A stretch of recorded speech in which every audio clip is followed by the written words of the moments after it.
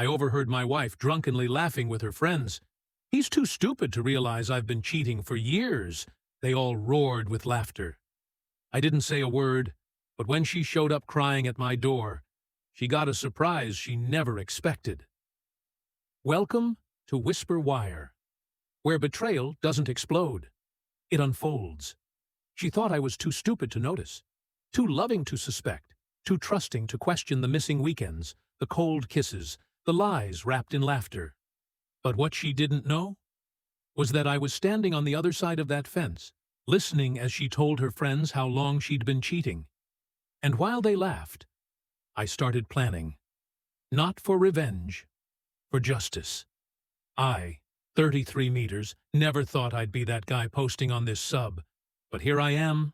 Buckle up, because this is going to be a wild ride. So, here's the thing.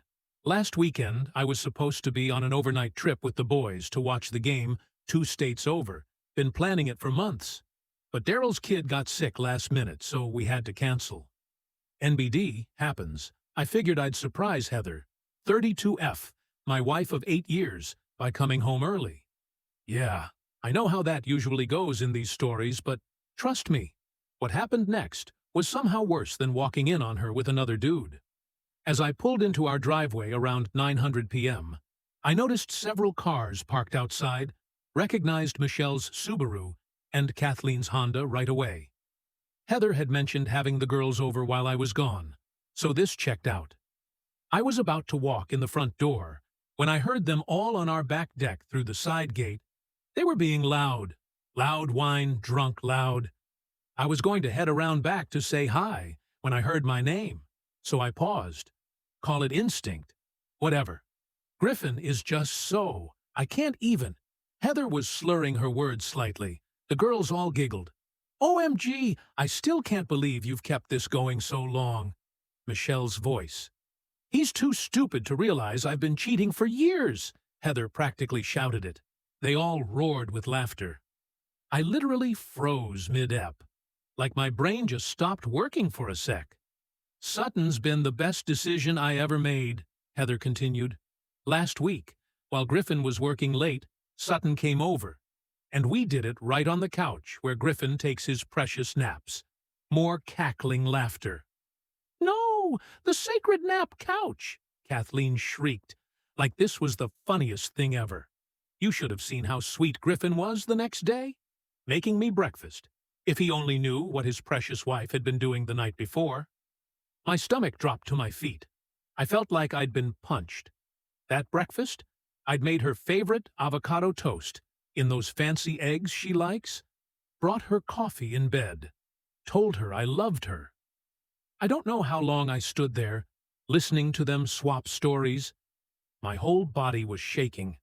I learned that my business trips were her favorite times to have Sutton over, that they'd been sleeping together for over 3 years, that she'd even been with him the weekend of my dad's funeral, when she claimed she had food poisoning and couldn't attend. I didn't confront them, didn't make a scene, just silently walked back to my car, drove to a nearby Target parking lot, and sat there until I could breathe again. I must have looked insane, a grown man hyperventilating in his car at 10 p.m. on a Saturday. Once I could think straight I called Daryl. Thank God his kid was feeling better. And he picked up. Dude, my whole life just imploded. I told him everything. Don't go home tonight, he said. Come crash here. We'll figure this out. At Daryl's place, I paced the living room for hours, while he Googled divorce lawyers. My mind kept replaying all these moments from the past few years that suddenly made sense.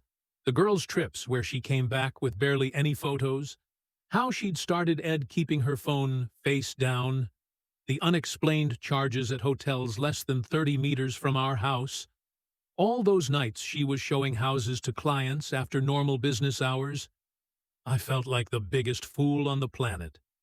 Around 3 a.m., I got a text from Heather. Girls are crashed here. Hope we having fun with the boys. Love you. I nearly threw my phone against the wall. The audacity. You need to be smart about this, Darl said, taking my phone. Don't tip her off. Not yet. The next morning, I pretended everything was normal. till told her I'd crashed at Daryl's after drinking too much. She bought it completely, even had the nerve to complain about having to clean up after the girls while nursing her hangover. Over the next week, I went into reconnaissance mode. When she was in the shower, I checked her phone, thousands of texts with Sutton client going back years, hotel receipts, explicit photos. I took screenshots of everything and emailed them to myself. I checked our finances, hundreds of unexplained charges at restaurants I'd never been to, lingerie I'd never seen. She'd even used our joint account to book a weekend getaway. While I was at my dad's funeral, each discovery was like another knife in my chest. 8 years of marriage, all the times I defended her to my family. When they said she seemed self-centered, all my plans and dreams for our future, our talks about starting a family next year, all I met with a divorce attorney on my lunch break, the most aggressive one in town, according to Google reviews. She laid it all out for me. Document everything, secure my finances, prepare for the storm. Griffin, I see this every day. She told me, you're doing the right thing by not confronting her yet. The more prepared we are, the better position you'll be in. That night, as I watched Heather laughing at something on her phone, probably texting him, something inside me changed. The pain was still there, but suddenly it was like ice water in my veins instead of fire. I realized I didn't just want out of this marriage. I wanted justice.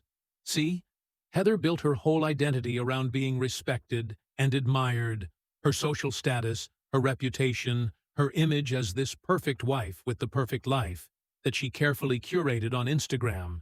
She prided herself on being the one everyone came to for advice, the moral compass of her friend group. And now I had proof that it was all a lie. I started making moves, transferred half our savings to a new account in just my name, password-protected important documents, made a detailed list of all our assets, photographed everything valuable in the house, all stuff my lawyer recommended. Meanwhile, I pretended everything was fine, kissed her goodbye in the mornings, asked about her day, watched Netflix beside her, while she texted Sutton right next to me. Each day I played the role of oblivious husband, while methodically preparing to blow up her entire world. 2 weeks in, I was ready. I had everything documented, financial statements, evidence of the affair, a new apartment lease signed and paid for, support from my family, who were horrified by what she'd done. The hardest part was keeping my cool, when she'd look me in the eyes and lie, when she'd say, "I love you" before bed, when she suggested we start trying for that baby next month. Each time I wanted to scream in her face. But I stayed calm, because I knew something she didn't. The woman who laughed about how stupid I was had no idea I was about to become the most methodical, unforgiving force she'd ever face. And I was going to do it all completely by the book. TLDR, overheard wife bragging to friends about cheating for years. Instead of confronting her, I've spent weeks gathering evidence and preparing the most comprehensive divorce strategy possible. The countdown to D-Day has begun. Update, first off, holy, you guys. I didn't expect my post to blow up like that. Thanks for all the support. And the Reddit gold, WTF. For those asking if this is creative writing practice, I wish. It's been 3 weeks since my last update. A lot has happened, so buckle up. Remember how I mentioned having a plan? Well, I've been executing it with military precision. The day after my last post, I noticed something weird. Heather started being extra nice, making my favorite dinners, even suggesting we look at houses in better neighborhoods. At first, I thought she somehow found out I knew. But then I realized, guilt, classic cheater behavior, according to all the Reddit threads I'd been obsessively reading at 3 a.m. Let me break down exactly what I've been doing. Finding it, this was priority number 1. I'd already moved half our savings to my personal account. Next, I documented every single expense related to her affair. Those hotel charges, itemized the dinners she claimed were with clients. But we actually with Sutton, spreadsheet the lingerie she bought for him, photographed the receipts. My lawyer said this could be considered dissipation of marital assets. Basically, She spent our money on her affair. I also froze our joint credit cards, told her there was suspicious activity, and the bank was sending new ones, technically true, LOL. This gave me time to remove her as an authorized user on my main card. The look on her face when her card got declined at Sephora. Priceless, she called me. Ranting about how embarrassing it was, I just played dumb and said the new cards must be delayed. Property, I quietly moved my important stuff to my new apartment. Not everything at once, just irreplaceable things like my dad's watch, family photos, and important document. I did this while she was showing houses, aka screwing Sutton. Each time I moved something out, I replaced it with a cheap duplicate, or just rearranged things so she wouldn't notice. The evidence packet. This is where Daryl was clutch. He helped me compile everything into what we called the nuclear file. Screenshots of texts, photos, hotel receipts, credit card statements, a timeline of her affair, and a USB with recordings of her phone calls with Sutton. We're in a one-party consent state. I made multiple copies. One for me, one for my lawyer, one for his wife. Yeah, I found her. Laura seems like a nice lady who had no idea, and one that would eventually go to Heather's parent. The social angle, this was tricky. I wanted to control the narrative before Heather could spin some BS story making me the bad guy. So I started having guy talks with our mutual friends. Nothing obvious, just mentioned how Heather seems distant lately, asking if marriage is supposed to feel this lonely sometimes, planted seeds of doubt without revealing what I knew. I also took screenshots of Heather's Instagram, where she portrayed our marriage as #relationship goals, while she was actively cheating. The hypocrisy was next level. Then came D-Day. I picked it strategically, the day of Heather's big client appreciation event that she'd been planning for months. Here's how it went down. That morning, I acted completely normal. Made coffee, kissed her goodbye, told her good luck with her event. She left looking confident as hell in her expensive outfit. That I now realized I'd basically paid for her to look good for other men. At exactly 10 a.m., I sent the evidence package to Sutton's wife via courier. Included my phone number, if she wanted to talk. By noon, all hell broke loose. I was at my new apartment when the text started flooding in. Why is Sutton's wife calling me? Did you talk to her? Answer your phone? I didn't respond, just watched the messages pile up. Then Laura, Sutton's wife, called me. We talked for almost an hour. She was devastated, but grateful, I told her. Apparently Sutton had been gaslighting her for years about her paranoia. She told me Sutton was now frantically trying to save his marriage, which meant throwing Heather completely under the bus. By 2 p.m., Heather's client event was in shambles. She had to leave early because of the emergency. She kept calling me non-stop. At 3 p.m., I sent a brief, factual email to her parents. No emotional language, just the timeline and key evidence. I've always respected them, and they deserve to know who their daughter really is.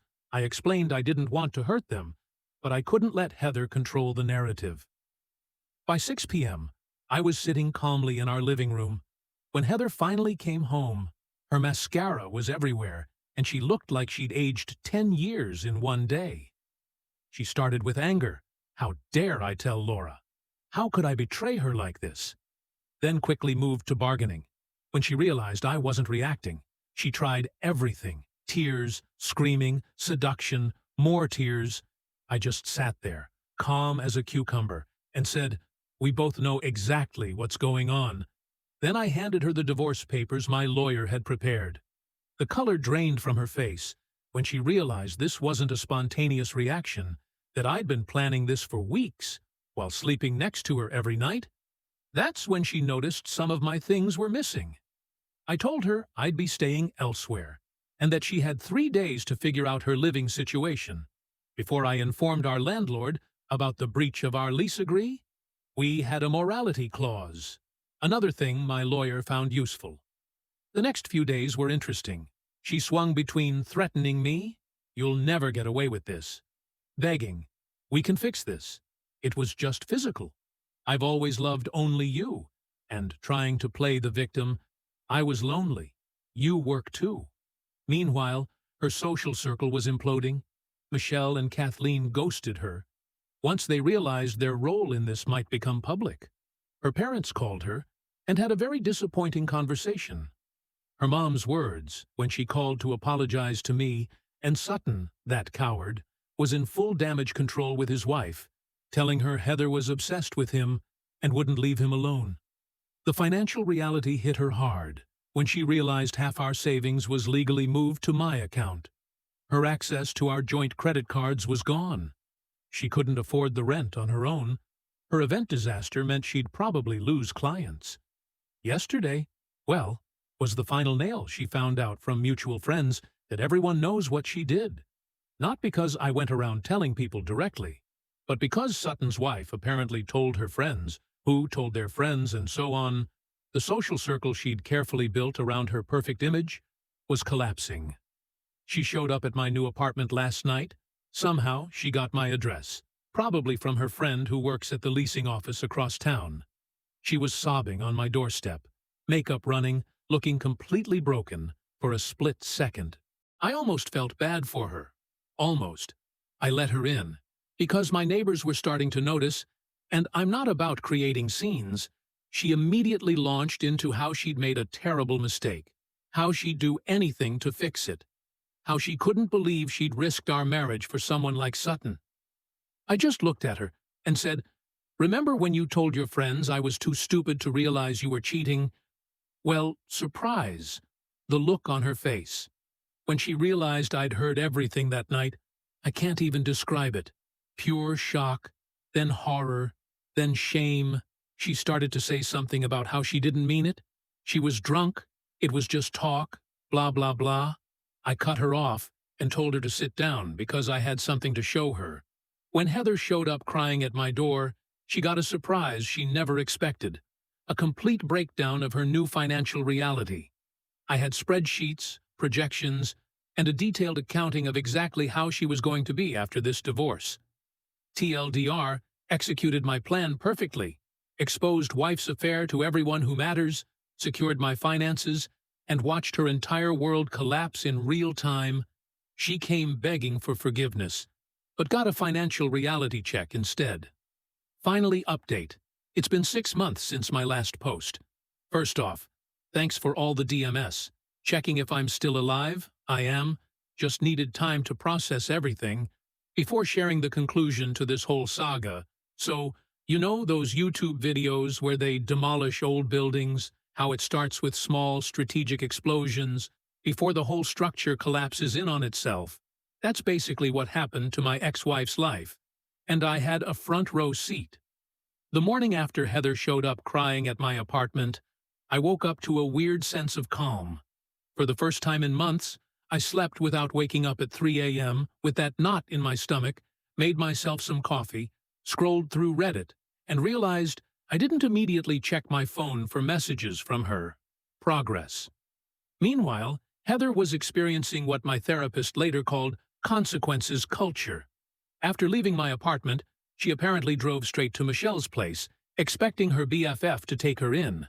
According to our mutual friend Jake, Michelle literally pretended not to be home, even though her car was in the driveway, and the lights were on. Top-tier friendship right there. So what's happened since then? Let me break it down. The divorce proceedings, the actual legal process, was surprisingly smooth. My lawyer was worth every penny. During mediation, Heather tried to argue that she deserved half of everything, because one mistake shouldn't erase 8 years of marriage. The mediator, this older lady with zero tolerance for BS, just stared at her and asked if 3 years of documented infidelity counted as one mistake. When Heather realized her usual Tay routine wasn't working, she switched to threats, said she dragged my name through the mud, tell everyone I was abusive, I wasn't, and make the divorce as painful as possible. My lawyer simply slid the photo evidence of her with Sutton across the table and reminded her that Maryland is a state where adultery can impact alimony decisions. The look on Heather's face was priceless, like when you realize you brought a knife to a nuclear war. We settled 2 weeks later. I kept my retirement accounts and most of our assets. She got enough to start over, but nowhere near the lifestyle she was accustomed to. The judge actually told her she was fortunate, given the circumstances. The financial fallout, this part was tough to watch, even for me. Heather had to move in with her parents in their retirement community at 32. From our luxury apartment to a guest room with floral wallpaper and a twin bed she'd had since high school, she tried to keep up appearances on Instagram for a while, lots of cryptic quotes about growth, and trusting the journey, with strategic angles that didn't show she was living in her childhood bedroom. But social media is weirdly transparent these days. People notice when you're suddenly posting texts instead of new content. Her financial situation went from bad to worse. When she lost her job, not directly because of the affair, her boss didn't care about her personal life, but because she kept missing work and showing up late, depression probably. Can't say I didn't understand that part. The social aftermath, this was the most fascinating part to watch unfold. Our social circle fractured in ways I never expected. Team Griffin, Daryl, obviously, Jake and his wife, most of my co-workers, and weirdly, Heather's cousin Tina, who apparently always knew Heather was selfish. Team Heather. Initially just her parents. But even they were keeping her at arm's length, according to family gossip. Then she somehow reconnected with Kathleen, who had gone through her own divorce and was in a meaner trash phase. Team nobody. Most people just distance themselves from both of us. Can't blame them. Nobody wants to get dragged into divorce drama. The strangest development was Michelle. After ghosting Heather initially, she reached out to me on Facebook to check how I was doing, asked if we could grab coffee sometime. I declined. Something about the way she jumped ship the moment Heather was struggling felt off to me. The Sutton situation, Laura, Sutton's wife, and I kept in touch. Not romantically. We were just two people processing similar betrayals. We'd grab lunch every few weeks and update each other. Sutton apparently tried reconciliation tactics straight out of a bad rom-com, standing outside their house with a boombox, sending massive flower arrangements to her workplace, even trying to get their pastor involved. None of it worked. Laura filed for divorce 3 weeks after D-Day and moved in with her sister in Pennsylvania. Last I heard, she's dating a kindergarten teacher who coaches Little League on weekends. Good for her. Sutton tried to reach out to me, sent this long text about how we're both victim and how Heather pursued him aggressive. I just responded with, which felt both dismissive and perfectly adequate. My personal journey, this part's harder to write about. The first month after moving out, I basically became a hermit. Worked, came home, ordered DoorDash, binged whatever was new on Netflix, slept. Repeat. My apartment looked like a college dorm. Mattress on the floor, 1 pot, 2 plates, no decoration.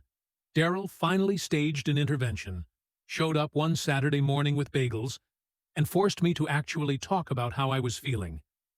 I'm not much of a crier, but man, that day was rough.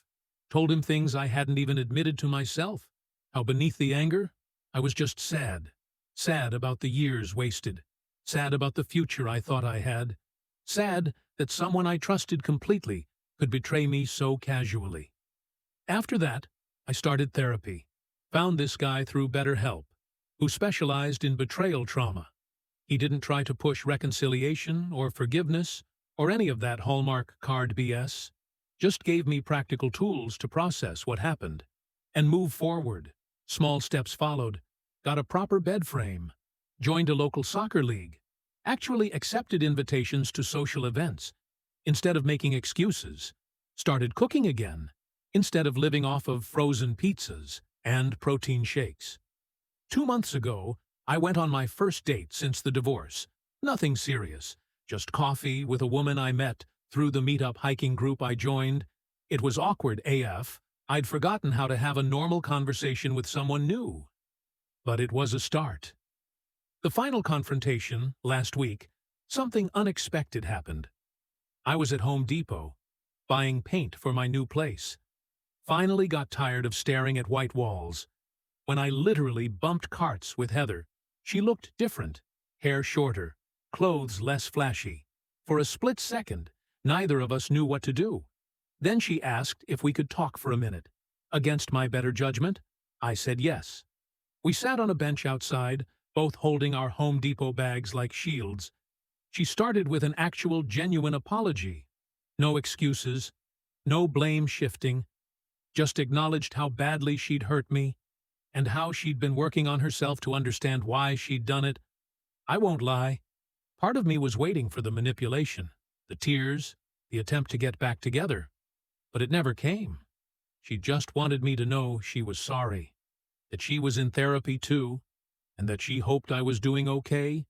Then she told me she was moving to Chicago for a fresh start, had an interview lined up, and was staying with a college friend until she found her own place. The weirdest part, I realized I felt nothing. Not anger, not pain, not even satisfaction at how things had turned out. Just nothing. Like watching the finale of a show I'd stopped caring about halfway through. We said goodbye awkwardly. No hug, just a nod. As she walked away, she turned back and said something that stuck with, "I know it doesn't matter now, but I really did love you. I just didn't know how to love anyone properly, including myself." I stood there, watching her drive away, thinking about how 6 months ago that interaction would have destroyed me all over again. Now, it was just a strange Tuesday afternoon errand with an unexpected bump into someone from my past. Where I am now, my new place is coming together. It's smaller than the apartment we shared, but it's mine. No emotional landmines, no memories lurking in corners, just a space that's slowly beginning to feel like home. Work is good. Friends are good. I'm good. Most days anyway. There are still moments when a song comes on, or I see something that reminds me of her, and it stings. But those moments get fewer, and further between. Yesterday, I deleted all the evidence files from my computer, kept backups on a drive, locked in my safe just in case, but I don't need those screenshots and timelines taking up space in my digital life anymore. It felt symbolic somehow, like clearing browser cache. But for my actual life, I've started dating someone new, taking it slow. She knows the basics of what happened, but not the ugly details. She's patient with my trust issues and doesn't push when I need space. It's too early to know if it's going anywhere, but it's nice to feel that intently. As for Heather, I heard from her mom, who still sends me birthday cards, weirdly, that she's actually doing okay in Chicago, got the job, found an apartment, making new friends. Part of me is genuinely glad, not because I wish her well particularly, but because it means this chapter is truly over for both of us. The woman who laughed about me being too stupid to see her betrayal ended up learning the hardest lesson of all, that actions have consequences, that reputations take years to build, but moments to destroy, and that once trust is broken, some things can never be repaired. And me, I learned that I'm stronger than I knew, that starting over isn't the same as giving up, and that the best revenge isn't destroying someone else's life, it's rebuilding your own, better than before. LDR, divorce finalized, ex-wife moved across the country. And I'm slowly putting my life back together. The complete dismantling of her life happened mostly through natural consequences, and my renaissance is still a work in progress. 3 years of betrayal, 8 years of lies, and she called it a mistake. But I didn't yell. I documented. I didn't rage. I erased her. Legally, financially, publicly. Her fake life collapsed. Not because I shouted, but because I whispered. Subscribe to Whisperwire, where truth doesn't need to scream to be heard.